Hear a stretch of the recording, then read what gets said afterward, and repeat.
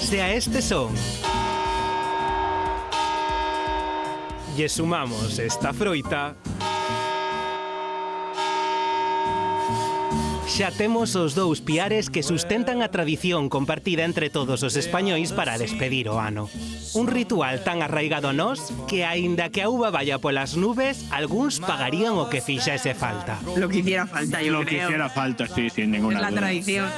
Con todo, se hai alguén que este canso de comezar o ano da mesma maneira e quere poñerse original, atentos porque imos de viaxe polo mundo con outras tradicións ben curiosas. Primeira parada, o Xapón. En terra nipoa as nosas 12 badaladas son unha minucia. Aló dan nada menos que 108. Unha por cada desexo mundano que, segundo a súa cultura, causa sufrimento no home.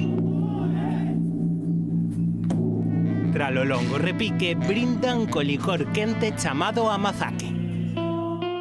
A segunda parada lévanos ata Italia, e concretamente ata esta receita. Escoitastes iso de se as queres cómeas e se non deixas? Ben, pois se as deixas, non visites en Noitevella o país da bota, porque aló as lentellas son o prato estrela para despedir o ano. Para os italianos é un ritual que se remonta a antigua Roma e serve para traer abundancia e a boa sorte. E seguimos en Europa, concretamente en Dinamarca, para recoller outra tradición ben curiosa. Aló, nin se lles ocorre estrear baixela ou poñera das ocasións especiais nesta noite. Porque ao acabar a cea, rompen cos pratos usados contra as portas de familiares e amigos. E rematamos a nosa viaxe cruzando ata o outro lado do charco. E precisamente de viaxar vai a cousa, porque en países como a Colombia, Chile ou Venezuela, coa chegada da medianoite, sacan a pasear as súas maletas para que o novo ano lles traia tamén novos destinos. Xa ven, en cada parte do planeta recibirás o 2026 con tradicións ou rituais moi distintos.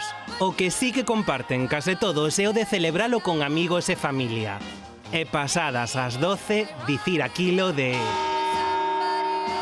Feliz Aninovo!